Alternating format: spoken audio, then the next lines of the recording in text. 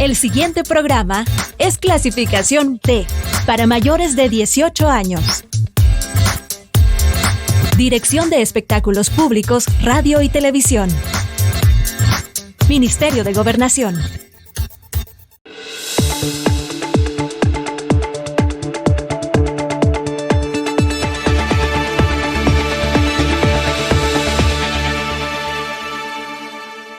Bienvenidas y bienvenidos a una edición más de Temas y Debates con Ricardo Sosa. En esta oportunidad, uno de los temas favoritos y principales de este programa, las ciencias forenses. Para ello me acompaña el doctor Miguel Enrique Velázquez, quien es el presidente de la Asociación de Medicina Legal y Ciencias Forenses de El Salvador, una institución pionera al servicio de las ciencias forenses de la medicina legal, que ha desarrollado toda una labor de posicionamiento en el sistema de justicia y las instituciones afiliadas al sistema para posicionar el estudio y la investigación científica. Doctor Miguel Enrique Velázquez, gracias por aceptar mi invitación. Es un privilegio contar con su participación en esta oportunidad.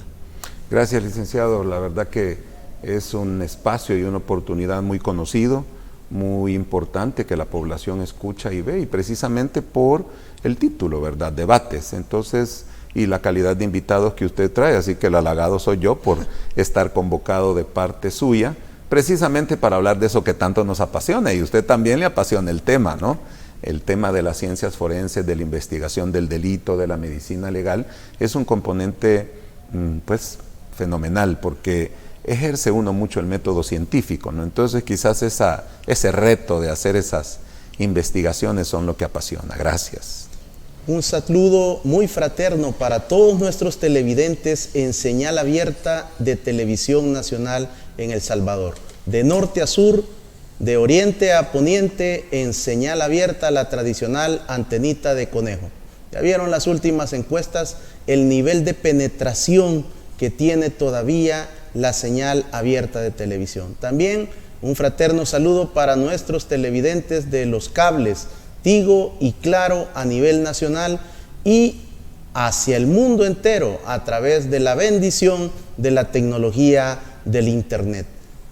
¿Quién es doctor Miguel Enrique Velázquez? ¿Cómo decide, después de sus estudios en medicina general, estudiar y especializarse en ciencias forenses? Ah, caramba. Bueno, la verdad es que son condiciones que se presentan en la vida.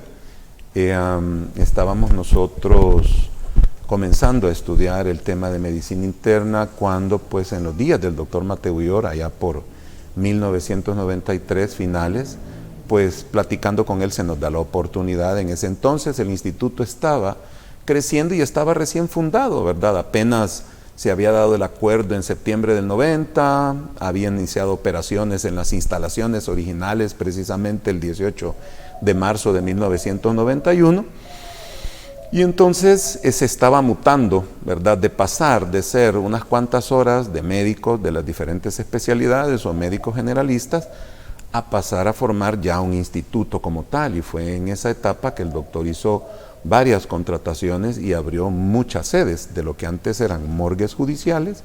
Ya se cambiaba del sistema que ha tenido mucha influencia en nosotros, el sistema español, ¿verdad? Donde había un médico forense adscrito a un tribunal, entonces hacían los turnos. Bien, entonces el doctor Juan Mateo Uyor, que en paz descanse, fue el que nos dio la oportunidad de llegar cuando nos informaban de que había una oportunidad.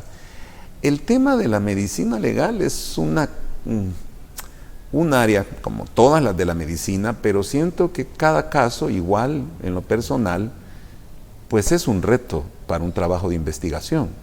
Leer un libro, sacar una conclusión, poder también ser parte de un sistema, quizás tal vez la vocación a través de eso, de la parte médica, ahí se canaliza, que es el hecho de contribuir a la restitución de los derechos de la persona, porque en la medida en que usted mejora su informe pericial, pues es una manera de contribuir al sistema.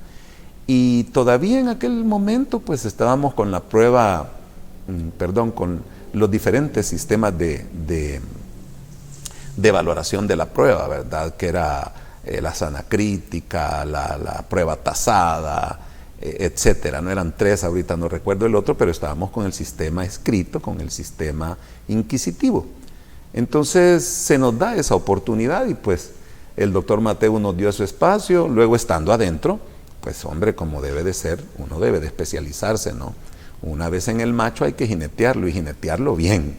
Entonces pues tuvimos la oportunidad de especializarnos con unos estudios semipresenciales en España y luego posteriormente en Colombia, ¿verdad? Ahí sí fue presencial, rotamos por la parte médica, médico-legal, la parte de patología forense, la parte de criminalística, la parte de criminología, la parte de toxicología también. Hicimos una maestría de toxicología con la Universidad de Sevilla en ese momento también, y pues eso nos permitió pues poder colaborar y contribuir. Para ese entonces los estudios en la medicina legal y las ciencias forenses no existían literalmente en el país, ¿verdad? Entonces éramos pocos los que tuvimos la oportunidad de salir.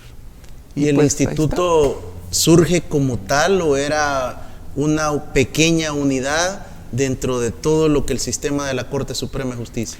A ver, históricamente, pues los médicos forenses y todo lo demás, desde allá de la Constitución de 1890 y algo, la Corte nombra a los médicos forenses y a los empleados, pero existía lo que se llamaban clínicas forenses o clínicas de morgue, que estaban adscritas en cada centro judicial. Es más, hoy no sé cómo estará, pero en el tribunal incluso de Tonacatepeque, ¿verdad? En el centro judicial de Tonacatepeque, que es un distrito de San Salvador y que hoy con la nueva propuesta de los 50 departamentos, también, si mal no recuerdo, aparece como un área que se va a definir, ¿verdad? Entonces ahí usted llegaba, cuando nos tocaba en aquel entonces trabajar más con los tribunales que con fiscalía, y había abajo una morgue con una mesa de autopsias, una oficina y todo. Es decir, el criterio de aquel entonces era que en todos los centros judiciales tenían su espacio para el médico forense de turno y la práctica de la autopsia, la clínica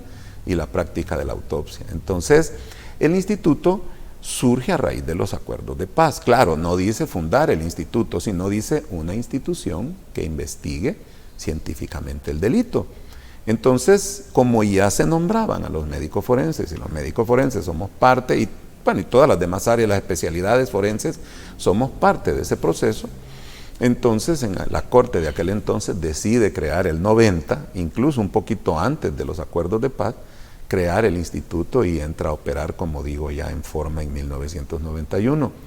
Por supuesto, luego aparece en 1994 en aquel entonces, cuando se dan los procesos de desmovilización, surge la Comisión de Hechos Delictivos, que es un proceso que duró un año, un par de años, y que posteriormente se convirtió en la División de Policía Técnica y Científica, que mutó el laboratorio de la Policía Nacional Civil, ¿verdad? Así a secas nada más, a esta nueva instancia que se creó en la colonia San Francisco, siempre con apoyo de USAID, por cierto, ¿verdad? Igual que ahorita el CIF que tienen de la policía. Pues por ahí más o menos va la historia, y el instituto así es como tiene su génesis.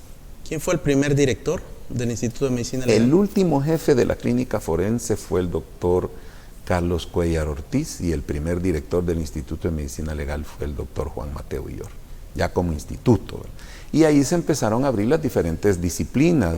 Había odontólogo, había psiquiatra, había psicólogo, trabajador social, patólogo, médico, químicos, laboratoristas clínicos. El doctor Mateu tuvo una muy buena visión, ¿verdad? Y siempre mantuvo relaciones buscando con España la manera de contribuir a fortalecerlo. Es más, el primer cuarto frío de cadáveres, que era de 3 gavetas, a él se lo donaron, él consiguió la donación, ahí estaba. Después ya no servía mucho hasta que se hicieron las reformas hoy, estas últimas, ¿verdad? Doctor, siempre ahora, naturalmente, desde esa época a la fecha, alguien puede decir, ¿por qué no le pusieron Instituto de Ciencias Forenses? Porque de alguna manera se puede considerar como que el nombre es limitado solo a la parte de medicina legal, y el instituto no es eso, es mucho más, es toda una serie de especialidades ahora en pleno 2023. Claro, Pues, insisto, creo que el tema de la escuela española siempre tuvo peso, ¿verdad? Entonces, por ejemplo, en España están los institutos de medicina legal o de medicina forense, y por aparte están los institutos, se llaman anatómico forenses, y por aparte están los institutos de toxicología forense.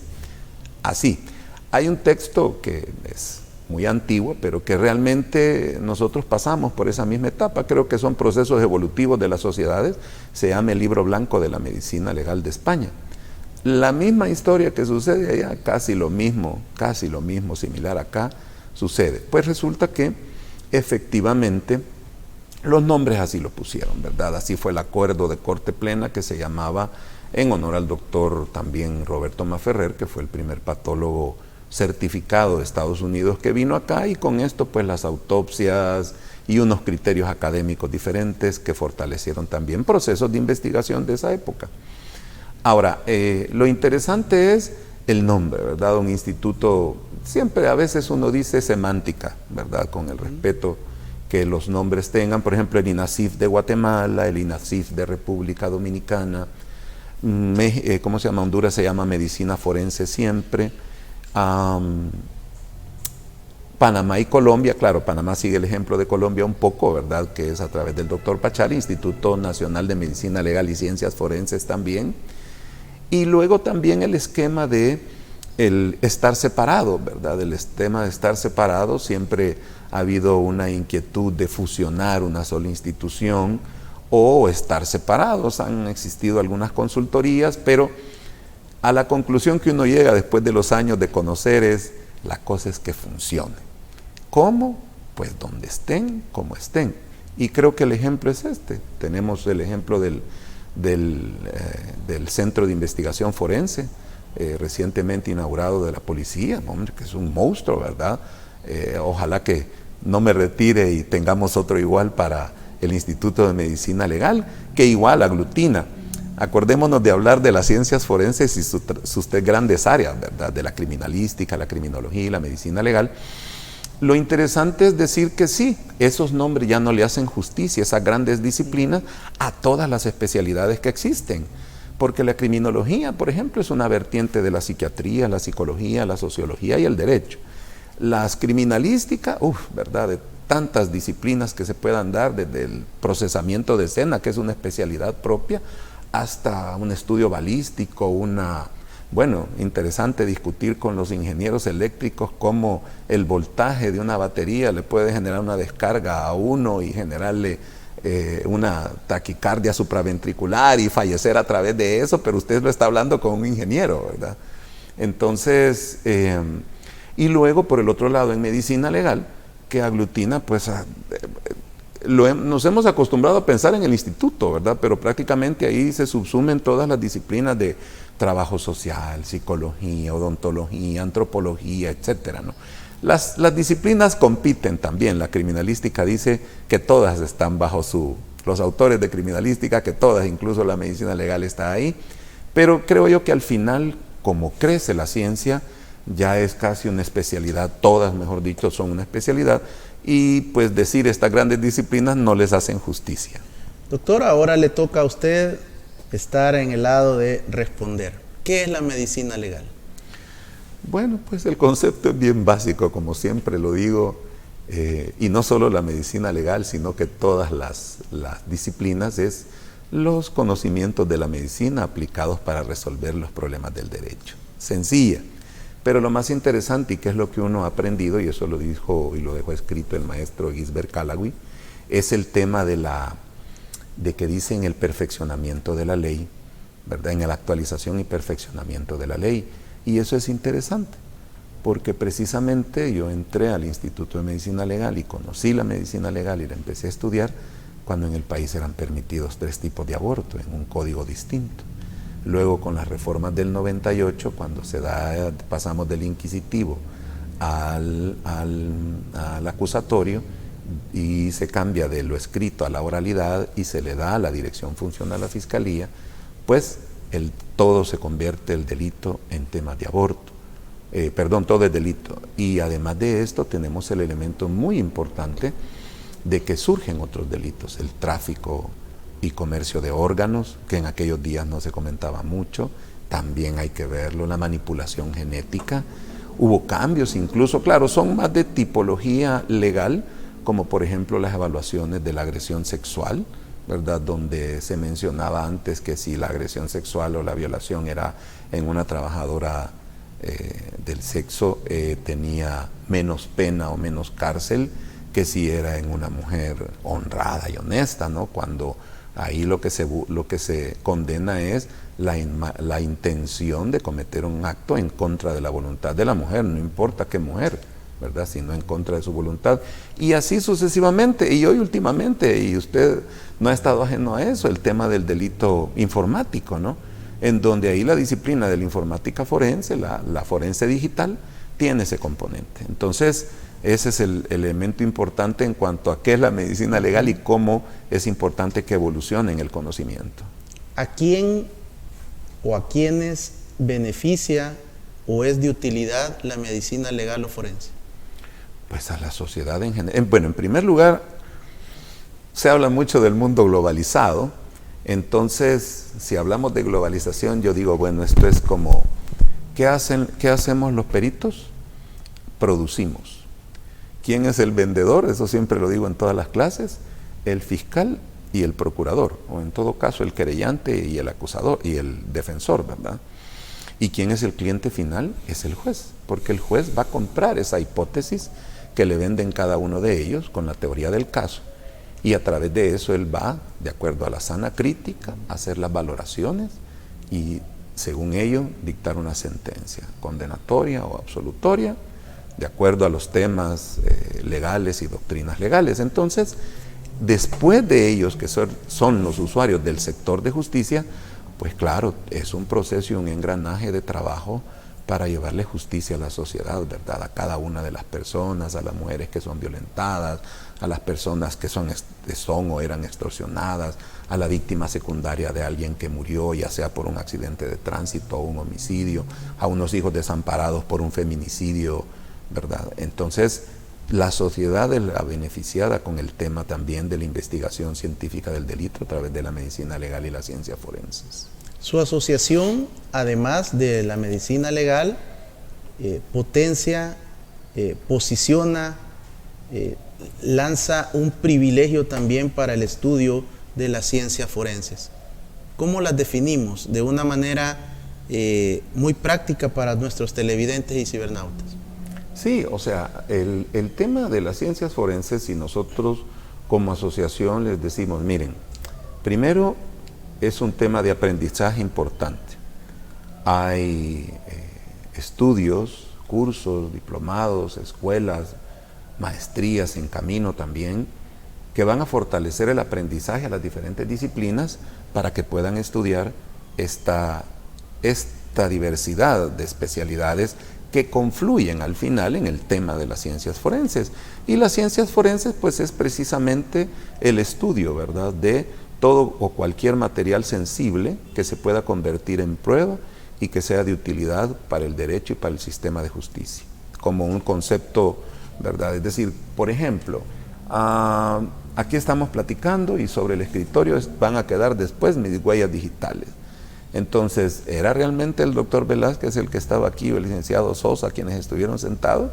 Pues levantemos las huellas dactilares y hagamos un cotejo con la base del RNPN, ¿verdad? Para poder identificar que eran estas personas los que estuvieron por última vez en este salón tocando. Entonces, toda esa evidencia, todo eso que usted encuentra en una escena, ¿verdad? Para los quienes nos escuchan, todo cuando usted vea una escena de un accidente, de una muerte natural, de una muerte súbita, de un posible homicidio o feminicidio, no toque, ¿verdad? Lo que debemos de hacer es no tocar. ¿Por qué? Porque lo que pretendemos es que llegue la policía, que llegue inspecciones, que llegue el forense y a través de eso logramos hacer ese proceso de investigación poco a poco, ¿verdad? Donde dirige, pide el investigador y fiscal para ir sacando, ¿verdad? Ir formando todo un caso que pueda presentarse al tribunal y después vienen las audiencias donde nos van a preguntar a los técnicos.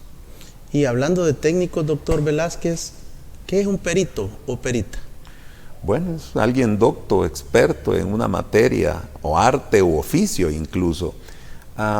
Siempre hago el chiste, ¿verdad?, en mis clases de decir, bueno, ¿y qué tal un fontanero forense? Casi siempre digo lo mismo, pero ¿por qué no?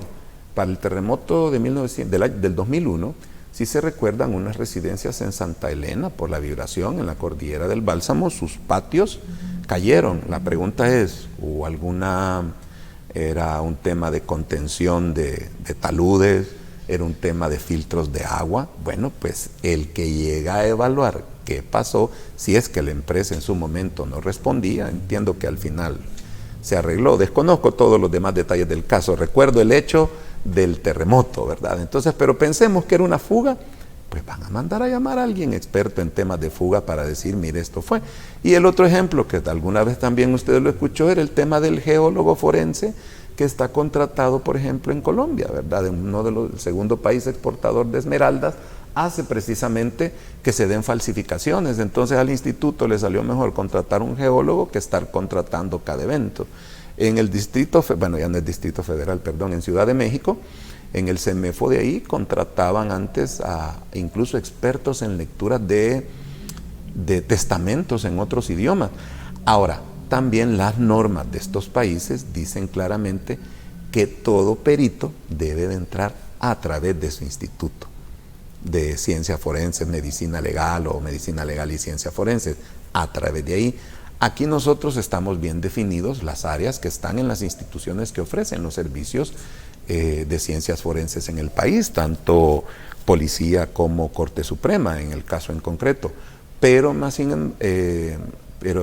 en otras condiciones sucede que sí, la norma dicta que solo, por ejemplo, los peritos evaluadores que a veces llaman los tribunales, en otras latitudes probablemente solo podrían entrar si el instituto los contrata, ¿verdad? Entonces aquí no, hay ciertas potestades o la norma lo establece así, de que pueden haber peritos externos que el juez directamente llama, o incluso en los juicios le pide que las partes llamen a un perito cuando no están dentro de esas especialidades dentro del sistema, por ejemplo. ¿Qué hace el perito en la audiencia ya al momento de presentarse en sede judicial? ¿A quién ayuda? ¿Cuál es su labor? ¿Qué se le exige? ¿A quién está expresando su dictamen o su pericia? Un elemento importante es que el informe pericial debe de ser algo claro, en idioma que todo el mundo lo pueda leer, ¿verdad? Solo hay una pequeña, mejor dicho, hay unos elementos técnicos, pero que después se aclaran en las conclusiones de manera bien puntual, ¿no? Entonces, ¿qué es lo que hacemos nosotros? Bueno, de acuerdo a las normas de la oralidad forense y del interrogatorio, nos volvemos testigos peritos y a partir de eso nos dan el interrogatorio. Tenemos la primera parte que la hace Fiscalía, ellos nos preguntan primero nos acreditan, ¿verdad? Que si hay estudios, que cuántos años, que la experiencia, porque la idea es que para el tribunal debe de estar cualificado la persona que va a estar hablando frente y defendiendo su informe pericial. Luego viene el interrogatorio de Fiscalía y lo que pretende es sacar las preguntas precisamente de su teoría del caso, de su hipótesis, y en este caso, por ser la parte que acusa normalmente, es que busca precisamente reforzar esos argumentos a través del interrogatorio en las respuestas que uno da ante el señor juez. Luego la defensa en el contrainterrogatorio busca de alguna manera, en algunas ocasiones de una manera técnica, en otras ocasiones desvirtuar algunos elementos, ¿verdad?, sobre el informe pericial. Y nosotros pues vamos respondiendo de acuerdo a los elementos, incluso los derechos, porque hay también formas de responder. Podemos de pronto decir que no puedo contestar sí o no a una respuesta, sino que se tiene que explicar, salvo que el señor juez diga, sí, doctor, solo conteste sí o no, pues entonces así se responderá. Pero uno puede decir, necesito explicar lo que me están preguntando, porque es que es ciencia, y la ciencia no exactamente, ya ni las matemáticas no son 2 más 2. Si usted le dice a un matemático, le va a dar toda una reflexión respecto a que eso no es tan exacto como uno creía, ¿verdad? Entonces, efectivamente la ciencia es de prueba y error. Muchas gracias, doctor Miguel Velázquez, por esta primera parte del programa. Hemos aprendido mucho, nos ha ilustrado en una serie de conceptos fundamentales que para mí es importante que usted también pueda ser ilustrado, pueda manejarlo de acuerdo a las palabras muy prácticas, muy entendibles que el doctor Velázquez nos está facilitando en esta oportunidad. Al regresar, cómo usted puede también incorporarse, conocer y estudiar lo que es la medicina legal, ciencias forenses y otras disciplinas. Regresamos.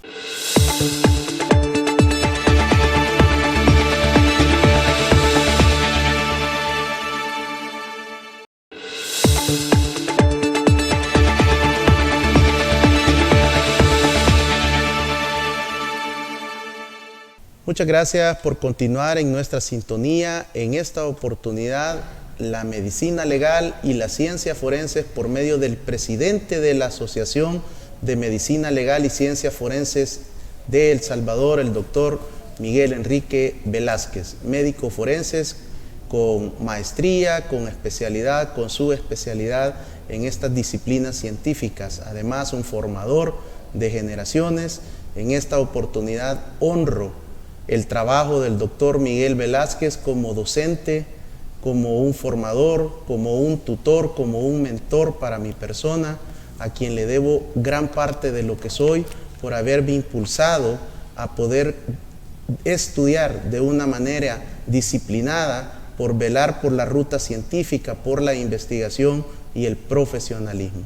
Doctor Velázquez, esta ruta no ha sido fácil y por supuesto que la asociación que usted preside, que dirige, junto con todo un equipo de expertos y expertas de la medicina legal y de las ciencias forenses, logran que en El Salvador se reconozca el 18 de marzo el Día del Perito y la Perita Forense. ¿Cómo fue este camino para lograr hacer todo este lobby político, como se dice, y que la Asamblea Legislativa reconociera el trabajo de tantos hombres y mujeres, muchos de ellos que ya duermen y otros como usted que logran desarrollar este honor y rendir tributo a este trabajo? Pues la verdad es de que platicamos con los facilitadores. La verdad que la asociación es algo pequeño. Tuvimos alguna experiencia previa donde queríamos pues como aglutinar a todo el mundo, ¿no?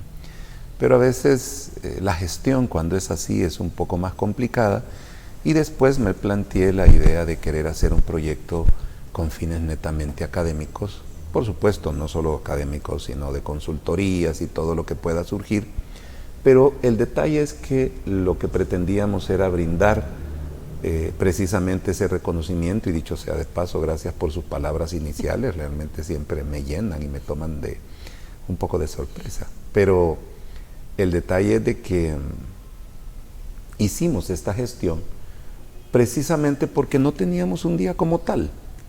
Y bueno, se propusieron fechas al azar. Un dato importante que es seguimos enseñando para todas las nuevas generaciones: estudien, busquen la historia también, ¿verdad? Porque un error que cometemos los salvadoreños probablemente, y no sé si Latinoamérica a veces, es que no copia, no guarda, no busca encontrar precisamente el tema histórico. Y así es como traveseando y buscando encontramos una fecha. En el caso concreto, y claro, si mi corazón y mi ombligo están en medicina legal, encontramos la fecha de cuando inició la operación el Instituto de Medicina Legal. Y de acuerdo a eso se establecen algunas memorias de la Corte Suprema que entregan las primeras instalaciones donde estaba todo, que hoy originalmente solo es hoy solo es patología forense, y entregan las instalaciones un 18 de marzo. Pues entonces propusimos eso, fuimos a tocar puertas a la asamblea. Siempre he sido del que, bueno, sin ser un poco espiritual, pero sí, la verdad que así es. Pide y se os dará, dice el Señor, ¿verdad? Y la verdad que fuimos a tocar puertas y se abrieron las puertas. La suerte era que en todas las fracciones en ese momento, porque fue el 2016, si mal no recuerdo, habían médicos. Entonces tuvieron como acoger muy bien la idea de dónde nacía la propuesta. Claro, no es Día del Médico Forense, sino que Día Nacional del Perito Forense.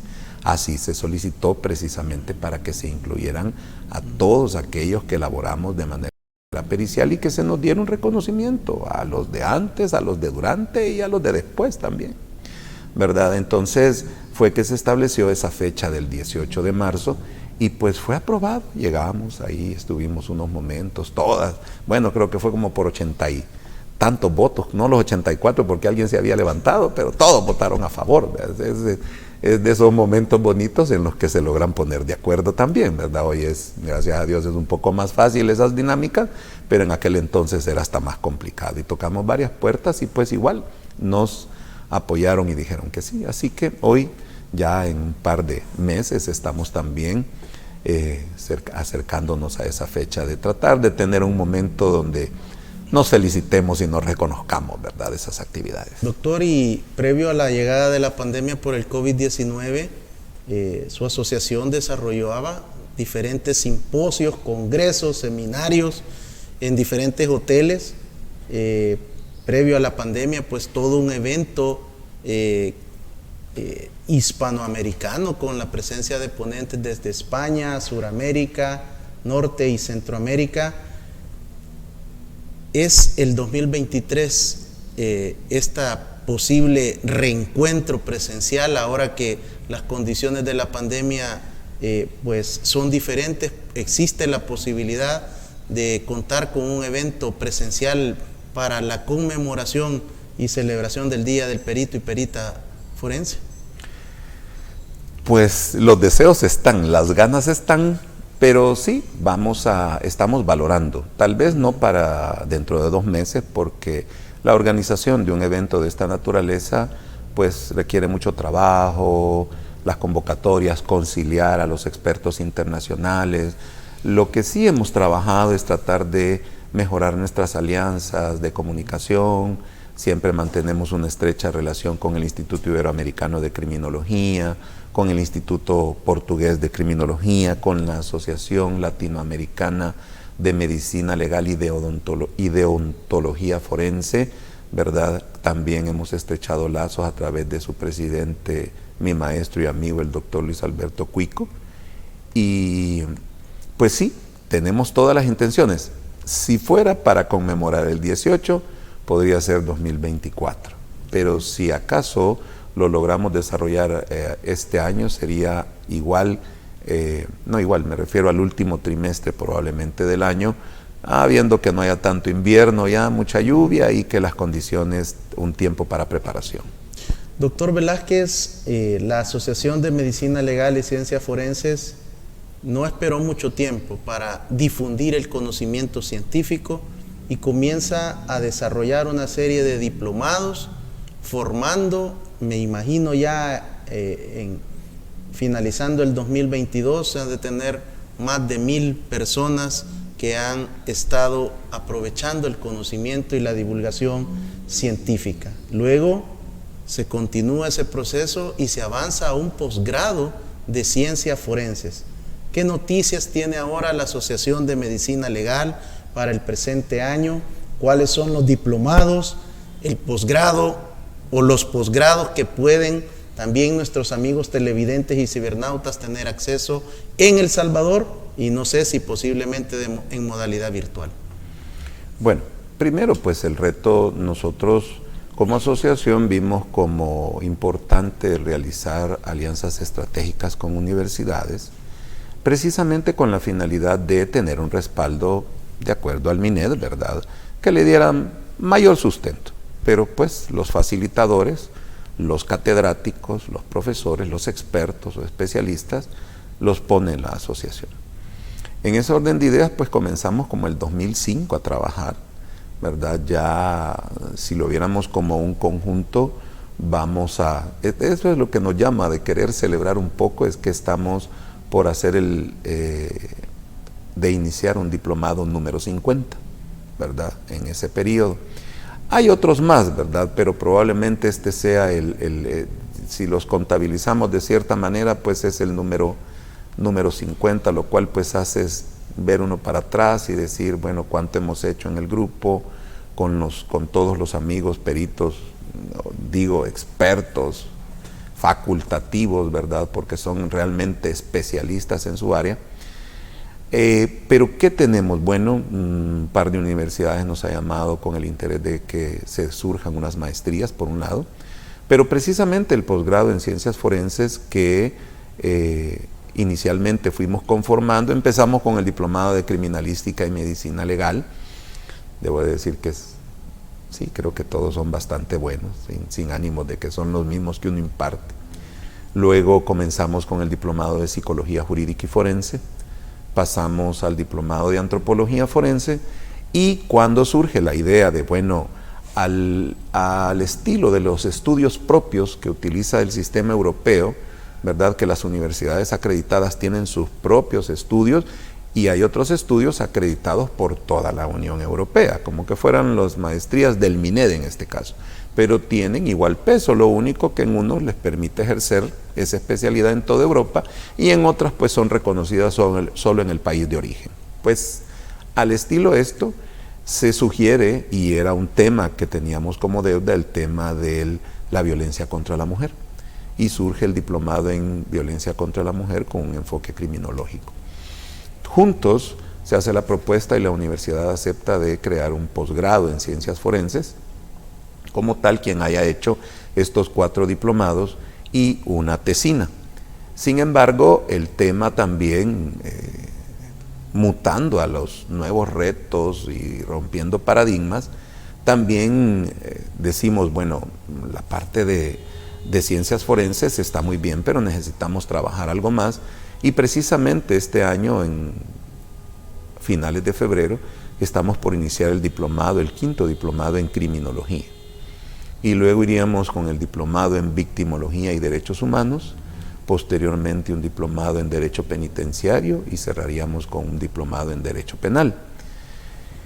¿Cuál es la idea? De crear un posgrado en ciencias penales y criminológicas, para que precisamente ahí en ese enlace definitivamente ya no solo el elemento técnico de las ciencias forenses, sino que del elemento penal, entre otras cosas, se terminen de fusionar en ese contexto.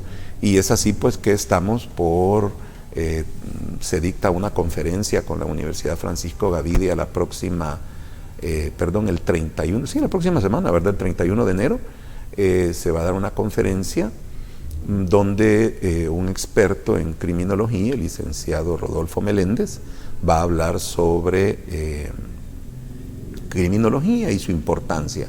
Es una pequeña conferencia de lanzamiento del curso, ¿verdad? Entonces, y seguimos gradualmente con el tema de los seminarios. También sabemos de todos que hay un tema de un poco económico también en el ambiente, y es importante también comprender, así que andamos buscando también los nichos, o llamémosle el financiamiento, en el sentido de que podamos acercar siempre el conocimiento, ¿verdad? Sin un fin económico, sino el poder acercar el conocimiento. Eso también lo estamos viendo por el tema del congreso que me consultaba, porque la idea es acercar, pues aquí hemos tenido congresos de $300 y nosotros lo vemos como algo simbólico el cubrir los gastos, ¿verdad? Del alojamiento de los expertos. Entonces, y pues el último congreso hace 4 años, tenía un costo de 125, si mal no recuerdo, en temas de congreso bastante accesible, por supuesto.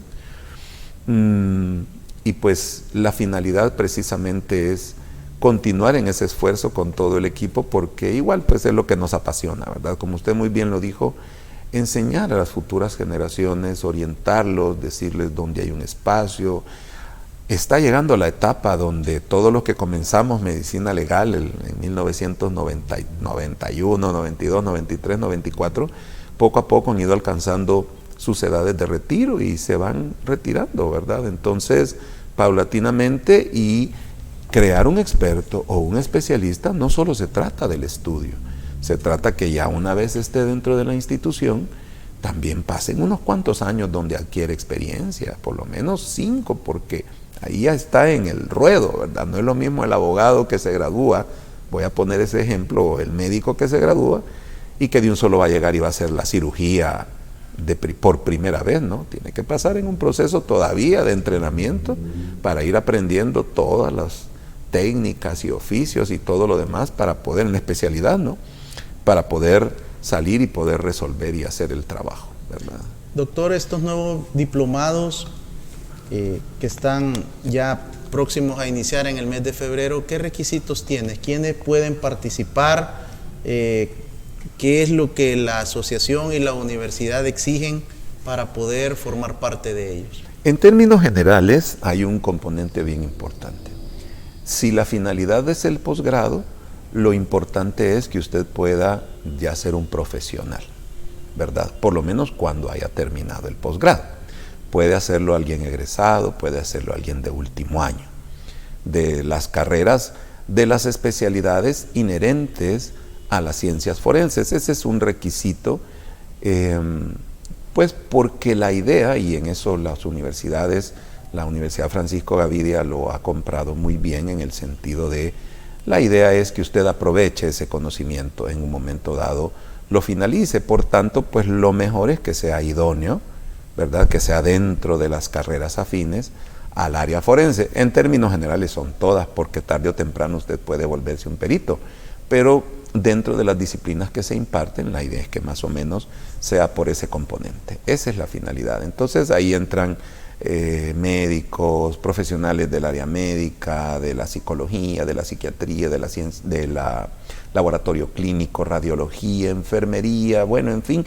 Y en la parte de los ingenieros también, porque, por ejemplo, la balística forense necesita de ingenieros, la topografía forense es de ingenieros, la informática forense tiene que ver ingenieros, el análisis físico-químico participan ingenieros, químicos, perdón, odontólogos, antropólogos también, ¿verdad? Entonces, sí, todas esas disciplinas entran. Y un elemento importante, hombre, tenemos creo que casi 30,000 abogados, me parece, o un poco más, y pues si son ellos los que utilizan la prueba científica, y lo importante es que se utilice la prueba científica de una mejor manera, y es que recordemos que la evolución de las universidades, en el sentido de que crecen las disciplinas, es que el derecho ha ido dejando de impartir medicina forense, por ejemplo, dentro de sus pensum. Entonces, mucho abogado joven está saliendo sin conocer el uso de la prueba científica, o por lo menos el contenido, cuál es el alcance de la prueba científica. Y eso es muy importante, claro, hay bastantes probablemente de las diversas especialidades del derecho, pero el detalle es ese, ¿verdad? Entonces, consideramos que de aquí a unos años probablemente va a ser más necesario que los abogados también estudien y manejen mejor. Hay muchos que se han motivado en estudiar, ¿no? Y están llegando a hacer cada día las preguntas en los interrogatorios de los tribunales sobre la pregunta anterior que me realizaba. Cada vez las preguntas poco a poco van siendo un poco más difíciles.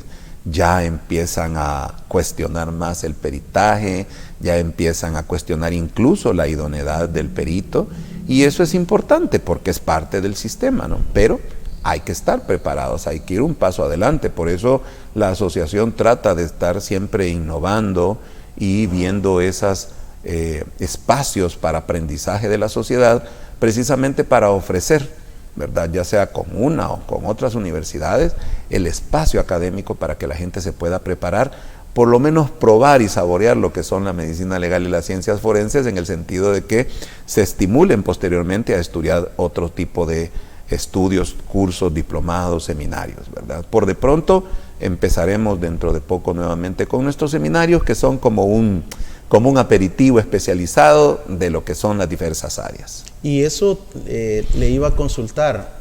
Hubo una muy buena estrategia de parte de su asociación, que al completar un determinado número de seminarios también le acreditaban un diplomado. ¿Qué podemos esperar para el 2023, doctor? Pues esperamos gradualmente, como digo, ¿verdad?, entre el tema de ir buscando esas temáticas que al público le interesan desde el punto de vista académico, y también ir viendo poco a poco que eran cursos no diplomados, pero sí es importante que un grupo de seminarios conforman esto, sí, vamos poco a poco a empezar en esa misma línea. Como digo, esto es un trabajo, es una actividad que se tiene que desarrollar, que demanda tiempo, toda la organización, pero la finalidad es esa, ¿verdad? Volver a ofrecer, ya hoy que poco a poco los temas o restricciones de pandemia se van pues superando, ¿verdad? Aunque siempre está latente el contagio, pero ya vacunados, gracias a Dios.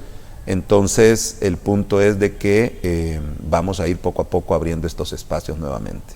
¿Los diplomados que inician en febrero son solamente presenciales o habrá alguna modalidad virtual? El tema es el siguiente. Entiendo que las políticas poco a poco universitarias van retornando a la normalidad, ¿no? De por sí han abierto este año ya con presencialidad prácticamente al 100%. El tema es que vamos a desarrollar las actividades semipresenciales al 50%, es decir, como quien dice, un día sí, un día no, por llamarlo así. Pero la ventaja es que siempre el día que no se llegue presencialmente, las clases son grabadas. Es una virtualidad, es una presencialidad, pero desde casa, digámoslo así, ¿no?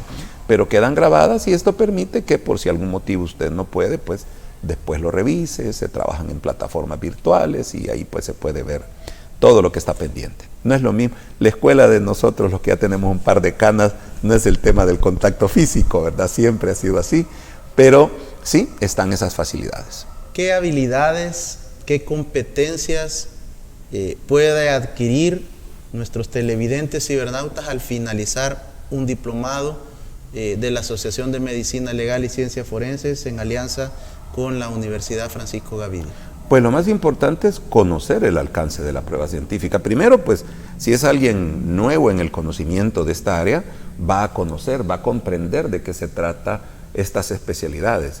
Luego, posteriormente de este elemento, que es el conocimiento, que es la parte básica del saber, tratamos a través de ciertas actividades prácticas, poner en ejercicio lo aprendido, ¿verdad? Talleres de prácticas de escena y de otros elementos que tenemos. Por ejemplo, ahorita en el caso de antropología forense, pues ya estamos por preparar el espacio donde se hace el taller de exhumación, ¿verdad? Para la práctica, porque precisamente la idea es poner ahí todo el conocimiento adquirido.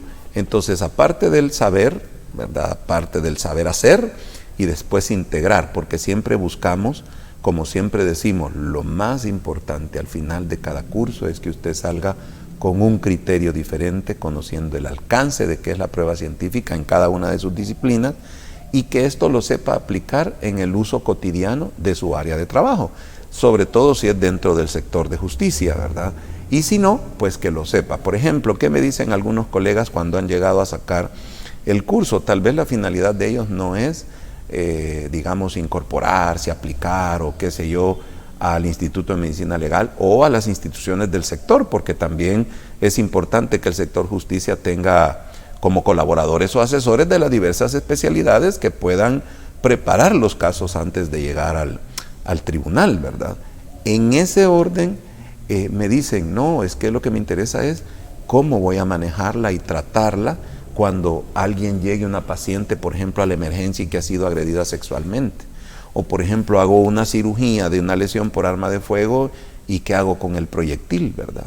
En mis días eran trofeos de guerra, decíamos nosotros, lo guardaban los cirujanos, ¿no? Pero no, es una evidencia. Entonces, la competencia es esa, ¿no? Saber qué hacer, saber qué esperar. Y por supuesto, en el caso de los abogados, el alcance que tiene la prueba científica. ¿Las edades, doctor, hay algún límite? ¿Es abierto para los recién graduados, para jóvenes profesionales, o no pueden llegar profesionales con una mayor experiencia y edad? Digo esto porque alguien puede decir, bueno, voy a estar ahí en temas muy tecnológicos, ya nosotros los adultos tenemos otro ritmo para aprender. ¿Cómo combinan los docentes esta capacidad para que todos y todas se sientan cómodos? Bueno, la idea es que todas y todos los participantes se sientan cómodos a través del enfoque andragógico que manejamos. O sea, es educación del adulto. Ya no estamos con aquellos esquemas del pregrado, ¿no? Es una educación de posgrado, es una educación donde buscamos en el paso a paso entre actividades prácticas ir poco a poco dando ese espacio de formación y por ende no hay una edad definida, lo que interesa es que tenga ganas. Doctor Miguel Enrique Velázquez, quiero agradecerle por haber venido a visitarnos, a brindarnos tanto conocimiento, orientación y siempre con ese estilo que lo caracteriza de poder llevar un conocimiento profundo en palabras sencillas. Seguiremos requiriendo de sus servicios para hablar de otros temas ya especializados para que nuestros televidentes y cibernautas puedan tener una mejor orientación y ser sensibilizados en estos temas criminológicos, victimológicos. Gracias, licenciado, muy amable, gracias por la invitación, gracias a toda la audiencia que nos ve. Por favor, sigan siempre el programa del licenciado Ricardo Sosa porque siempre son temas muy interesantes y pues aquí estamos, ¿verdad? La invitación, cuando usted guste, las puertas siempre están abiertas y lo más importante, no dejemos de estudiar, que hasta el último día vamos a seguir aprendiendo. Muchas gracias. Así el doctor Miguel Enrique Velázquez, presidente de la Asociación de Medicina Legal y Ciencia Forense de El Salvador. Les animo, les invito y recomiendo que puedan participar en los diplomados y en los posgrados de la Asociación de Medicina Legal y Ciencia Forense, la cual ha sido mi casa, mi centro de estudios y les puedo sugerir que puedan tomar cada una de estas especialidades porque ayudan para la formación técnica, científica, académica. Recuerde, la muerte más prevenible de todas es el suicidio. Que Dios le bendiga. Hasta la próxima.